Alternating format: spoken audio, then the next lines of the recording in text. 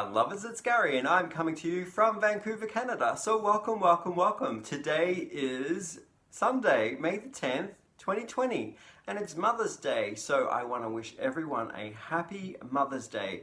Whether you're a mother, a grandmother, whether you're a guardian of small children or of animals. So I want to wish anyone who's nurturing their favorite young ones or furry animals the very best of a Mother's Day. So yeah, I am coming today to showcase a few things of what I dyed up in the kitchen. I dyed some yarn and yeah, so but before I get going on that sort of stuff, I want to just say thank you. I hit my 1,000 subscribers, yay!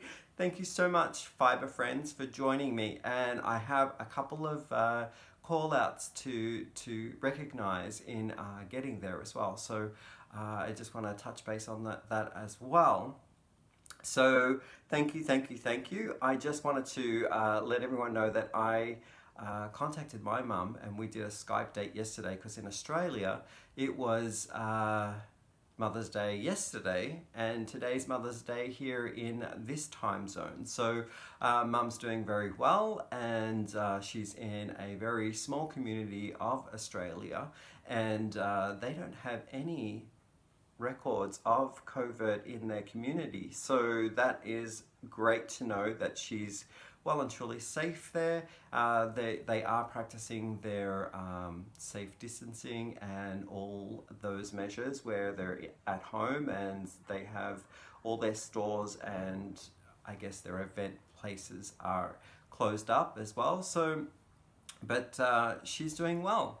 And I also spoke to my mother-in-law, so me and hubby called his mum and we wished her a happy Mother's Day as well. So she's doing very well, thank you. And she's over on Vancouver Island enjoying the beautiful weather that we're having here right now. I believe it's somewhere within the 23 to 25 degrees Celsius and it's nice and sunny without a cloud in the sky. So she said that she was enjoying her day outdoors. So that's great.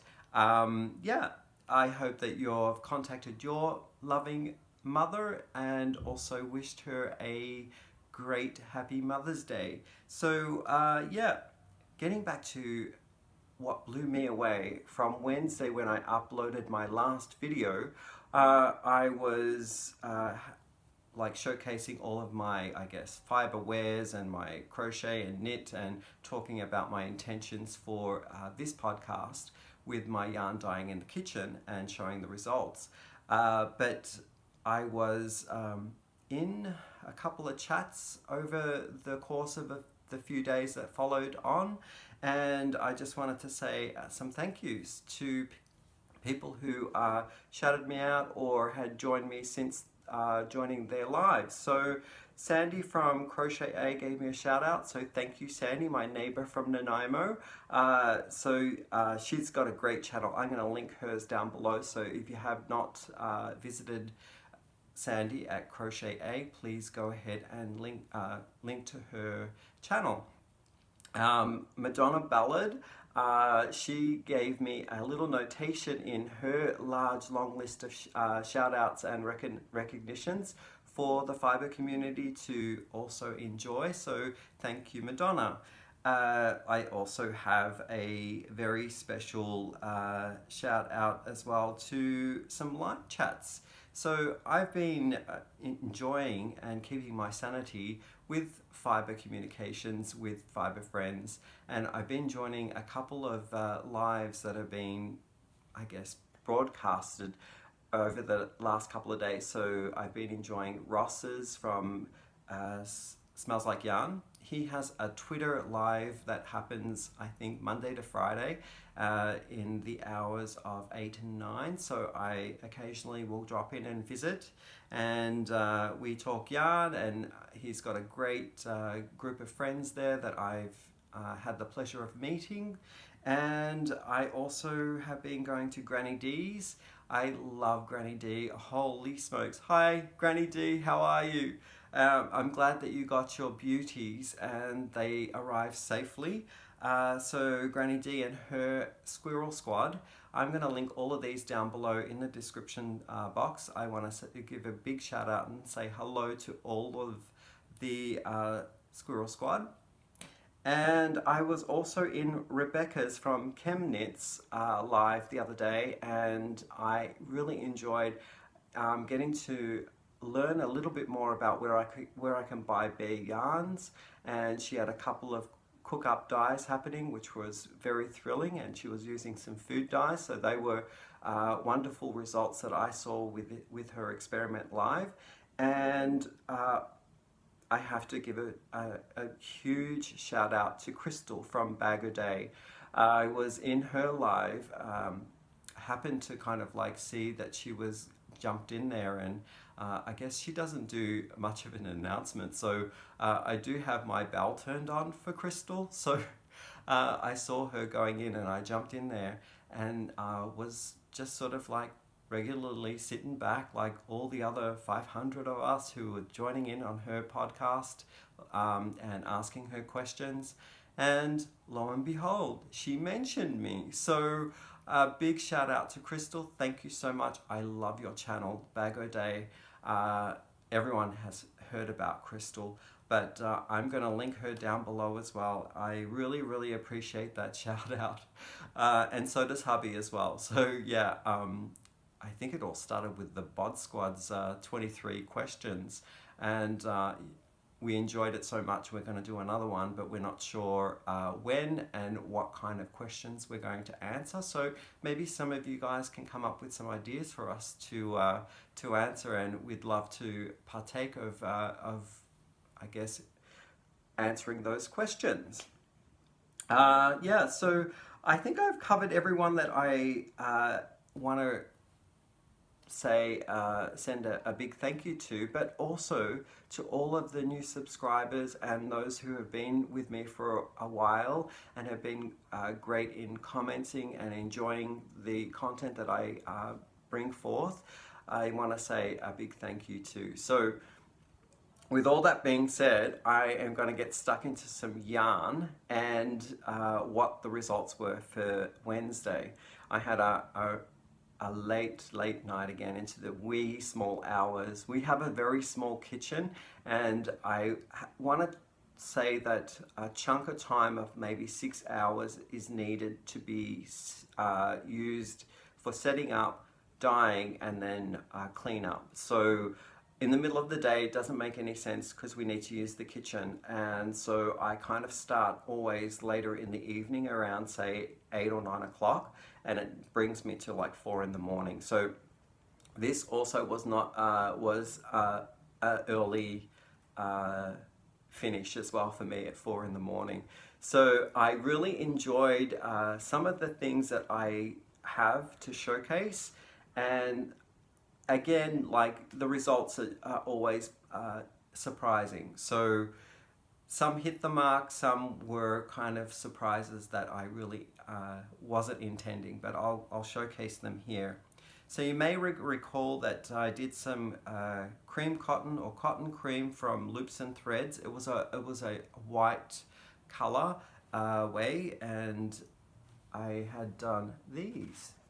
I had to actually hang them up in two because there's close to 400 meters or yards, I should say, in the almost 400 meters, and my little ball winder cannot accommodate so much yarn, so I had to break them up. But look at the colors on the white cotton that came out, and the integrity of the yarn is still the same. It's really soft.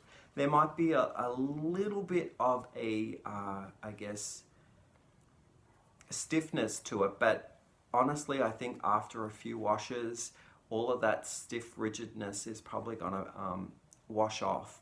And I had spent about 10 minutes rinsing, washing, rinsing, washing, because some of the dye did leach out, and I got it to the stage where the water was running clear. But that did take me about 10 minutes of soaking, rinsing, and repeating that for maybe about 6 or 7 times before it ran clear.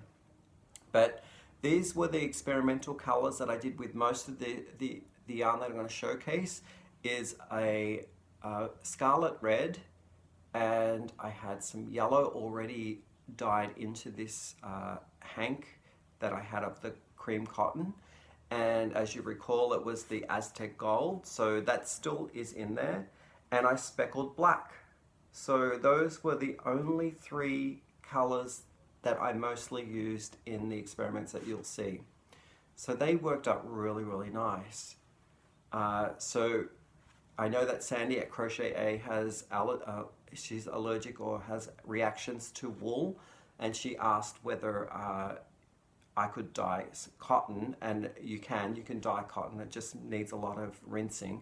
So this is like a colorway that I really enjoyed.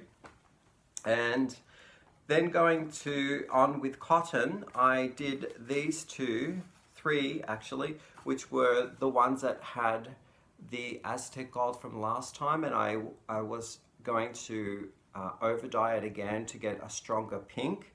And I used the scarlet red, and it came out kind of like a rose pink or a rose red. So I also speckled black on this, but the black came out very, very faint after the multiple washes that I did with this cotton. And these are Knit Picks, and they were already speckled with green in their color mist series, and the colorway that originally was called River Bluff, and the content of this is Pima cotton 75% and 25% acrylic. So they turned out more what I wanted in the first initial food dye experiment, but the food dye, as I learnt last time, does not take to plant-based fibers. So I went with an acid dye that was, the package said from iDye's series that it was for cotton, linen, and nylon. So that took really, really well. This is what the same style of yarn looks as a hank. Sorry, as a cake. So you can see all of the different colors. Looks really different when you cake it up to the hank. So yeah, really pleased with those cotton results. I did another series of cotton, and these were also to some failed, well, not failed, but the food dye tests from the previous one. Dye experiment that I did about 2 weeks ago. I'll link that down below in the description box. I can't recall what video number it was, but these ones did not have a strong enough result of the food dye that I added. So I used the iDye series again, and in this one I used a different yellow. It wasn't Aztec gold, it was fluorescent yellow. So I was really pleased with the results on that. Very bright. Love, love, love that. So the same kind of base. It was the River Bluff colorway in the Color Mist series. So they turned out really well. Now the next few that I've got for you, oh sorry, I've got one more cotton from Loops and Threads, which is a Michael's house brand. And this one, it was originally mustard. So the mustard is still in there because I only dipped half of the hank in, and I put it into Scarlet. So Scarlet was the colorway name, dye color name that I used. And I really love those two colors together. It's very luxurious, kind of like a mustardy, looks kind of gold and rich, and then you've got this lovely velvety red that is with it. And I also had to separate the hanks because they wouldn't fit on my ball winder, but I love the colors of these. Okay, so that's all the cotton. Now we'll move on to the mix of cotton and wool. And these are the patent Denim-y. Now I'll show you the original state of the patent Denim-y that I used in this experiment. And it is a woven spun yarn that has a woolen fuzz halo over it. And this was the color that it originally was. So the colorway of this patent Denim-y was called Citrus Curry. So kind of like a goldy color. And as you can see in the inside of the weave, it's like a white cotton. So I was really curious to see how using the iDye series would affect both the halo, which is the wool, and then the cotton weave that is the white base. And these are the results that I used, that I received or achieved with 3 hanks here. And again, it was the Scarlet, the yellow. I believe this yellow was also the fluorescent yellow, and black speckles. So I'll just show you up close how that worked with those 2 elements in the fibre. I'll take this one apart. So as you can see here, it is speckled, dark and light, with all the different colors. So what I found with the black was the black actually sat on top of the wool-based halo in some places, and in other places what it did was it actually went within and dyed the cotton inside, and the red was dyeing the halo. So it gave me some really brilliant results. And here again is a speckling of the fluorescent yellow over the yarn as well. So really loved the results on how this came out. Now, it didn't do anything to the texture of the yarn. It's still very much the same as the original state. So with that halo, it is quite a sticky kind of, I would say almost feels felted, but the original state is also that sticky kind of halo. So when you work it up, it might not frog very well, and that's evident with the dyed up yarn as well. But the softness is still there, it's not itchy, and you could totally wear this against your skin with no undergarments. Yeah, really enjoyed the result of this one. And the nice thing about it is that when I purchased this from the Spin Right tent sale that they have, or truck sale that they had last year in October, I purchased a pack of the yellow or citrus curry, and I also have it in tangerine, I have it in lime, and I have, I believe, it in one other color, sage. So I think I might do all different colorways with those packs, and if I can find a combination that works well, like these warm colors with the black on those particular patent Denim-y, I might do another series with that yarn. So moving right along, oh, I should give you the content of the patent Denim-y, right? So what does it say here? It is I think I might have mentioned it's a mix of 60% cotton, 16% wool, 16% acrylic. So it has 3 fiber bases in this patent Denim-y structure. I have one more. Oh no, I did 4 of those altogether. Sorry, I didn't show you all 4. I just showed you 3, but I did 4 hanks of that, and I did 1 hank with just the Scarlet. So no specs in black on this one. This was my first one to test to see what the Scarlet would do on its own, on top of the yellow or citrus curry that I had. And from here on in, I was quite satisfied that if I speckled black over it, I would even get more variegation. But that's a really kind of orangey color. So it did dye up differently when I added the black. Yeah, so those were the stages. The first one here, and then the second one here.